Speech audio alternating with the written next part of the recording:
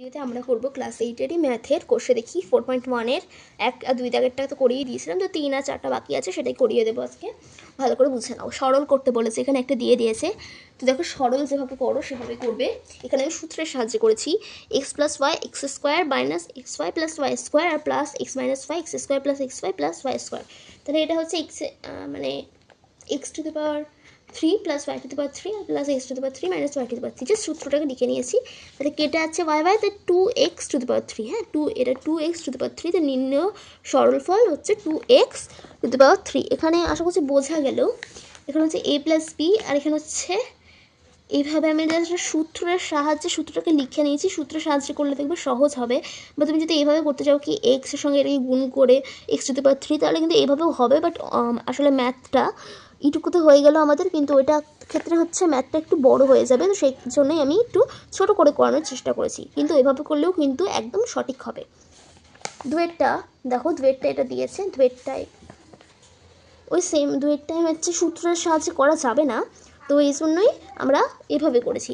দেখো a² সঙ্গে b² গুণ করলাম, তারপরে আবার a² সঙ্গে c² গুণ করলাম, আর সাইনগুলো ঠিক করবে, মাইনাস প্লাস b সঙ্গে c গুণ করবে b² c² minus b² a², ঠিক আছে, কারণ এটার সঙ্গে এটাকে গুণ করলাম।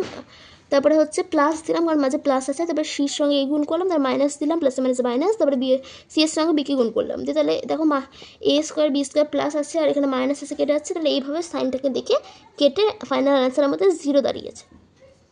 তাহলে নির্ণেয় সরলফল হচ্ছে 0। এবার দেখো চারেরটা কি বলেছে, a = একটা মান দিয়েছে, b = আর c = দিয়ে দিয়েছে, হলে x - y a plus y - z * b plus z - x * c এর মান নির্ণয় করতে বলেছে আমাদেরকে। ফার্স্টে এটাকে লিখে নিলে, তারপরে মান যেগুলো a = কী দিয়েছে, b = কী দিয়েছে, c = কী দিয়েছে, সেগুলোকে লিখে এনে তারপরে বসিয়ে পাই লিখলে, বসিয়ে পাই লেখার পর হচ্ছে লিখে দিলে এটাকে, তারপরে x² x - y দেওয়ার পর a এর মানটাকে বসিয়ে দিলাম, তারপরে আবার y - z দেওয়ার পর b এর মানটাকে, তারপরে z - x দেওয়ার পর হচ্ছে c এর মানটাকে বসিয়ে দিলাম।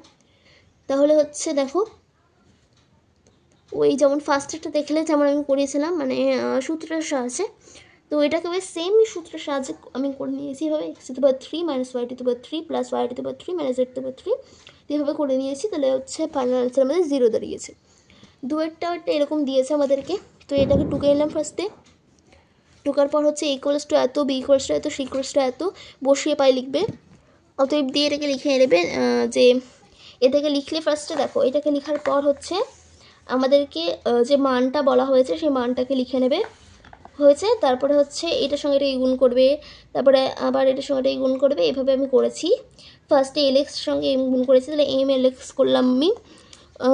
তারপরে হচ্ছে m² কেন করলাম, কারণ m এর সঙ্গে m কে গুণ করে m² হচ্ছে, আর y ছিল বলে y গুণ করে দিলাম, প্লাস mn মানে an আর m গুণ করলাম, তাহলে mn লিখলাম, প্লাস nln কেন লিখলাম দেখো,